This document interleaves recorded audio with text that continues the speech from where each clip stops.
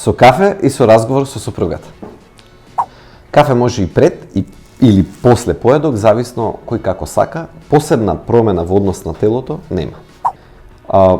Зијан нема. Може да, само може да биде корисно, може да има, да речеме, придобивки. Чудо нема да направи, но нема ни да наштети. Интересно прашање.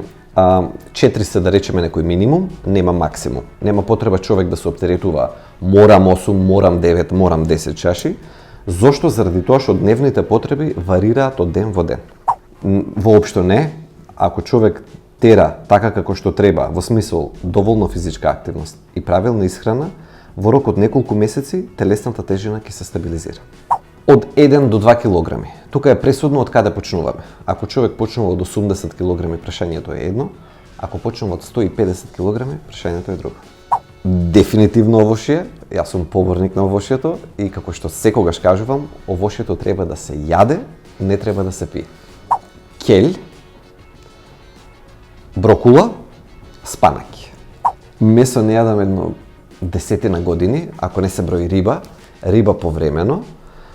Зошто не? Заради тоа што кога почнав да читам, кога почнав да навлегувам во таа област на здрав начин на живот, на влијанието на месото врз телото, сватив дека едноставно станува збор за еден вишок кој што може само да го оптерети здравјето, а телото нема реално неопходна потреба. Храната, премногу се става акцент на зборот пестициди, загаденост, прскање.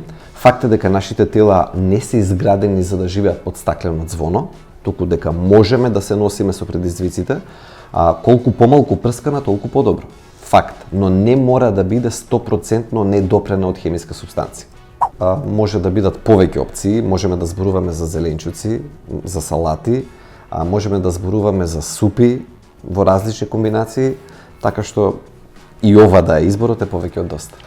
Бројката во просек, не сум броел, меѓутоа бројката во просек е околу 100 и секогаш се трудам лично, и секогаш не се трудам, туку секогаш лично одговарам на тие пораки и одговарам речи си на сите, на 99% од пораките одговарам. Не, генерално не, меѓутоа нема тука некоја атмосфера на строго забрането, па да се створи после копнеш за таква храна. Единствено кое што е така страшно забрането како не смее да се допре е сувомеснатото и чипсот. Тоа го мислев пред да се запише медицина, најверојатно правник, адвокат. Легнат дома на тепих со 2 деца врз него скокаат. Тоа е најдобриот одмор. 2010 година во Кембридж после излегување.